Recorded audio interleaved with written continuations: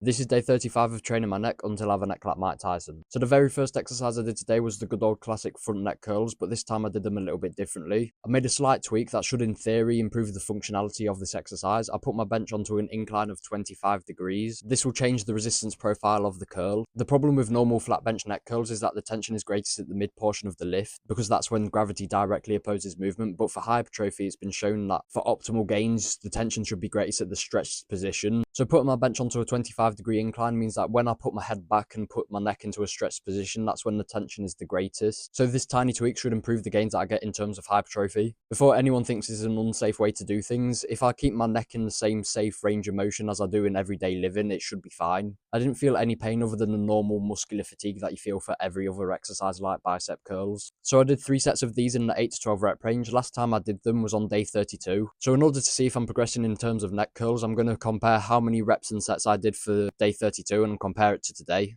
So on day 32, I also did 3 sets. On the first 2, I did 10 reps with 5 kilograms, and on the very third and final one, I did 7 reps. And now compare that to today, day 35, you can see I've already made progress. On the first set, I did 12, and then the next 11, and then the third and final one, 10. So that's very good progress. I think I'm going to consider upping the weight soon. I'm not really sure if comparing these two results would actually be all that fair because of the change I made by putting my bench onto an incline. Because the exercise is slightly different, I'm going to take these results with a pinch of salt.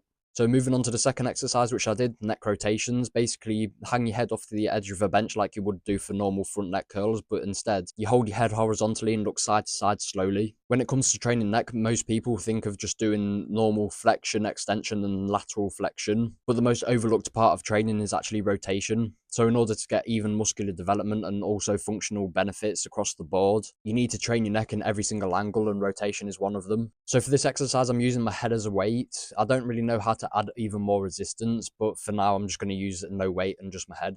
This exercise burnt like crazy and it gave me a really good pump. I would recommend you to do it as well. You could literally do it at home today by hanging your head off the edge of your bed and doing it like that. So alongside my neck training, I've also been doing a lot of cardio, things like skipping, boxing, and running. And I think indirectly cardiovascular training is helping with this neck training. See, because I'm more fit, I'm able to recover quicker in between sets because my body is more readily available to handle the fatigue. So each and every set that I do when it comes to neck training is more effective. And by the end of the session, my neck isn't as fatigued as it was when I was unfit. So my performance is high to begin with, and it stays high all the way throughout the session. It's very interesting how these things overlap. So I did 3 sets of these neck rotations before moving on to the final exercise. I did farmer's carries. While these aren't technically a neck exercise, I feel like these will actually give me neck benefits. Originally, when I heard people on the internet like Mario Rios saying this, I didn't actually believe him and I was a bit skeptical, but I held the principle, don't knock it till you try it. And today when I went round to try it, my neck was actually very active. I think this is because your neck muscles is trying to keep your spine straight and stable in order to keep you balanced. Plus, you can't go wrong with doing farmer's carries. They're such a functional exercise as they activate the whole entire body. So I did 3 farmer's carries in my garden, just walking back and forth, a minute each time with 20 kilograms in each hand.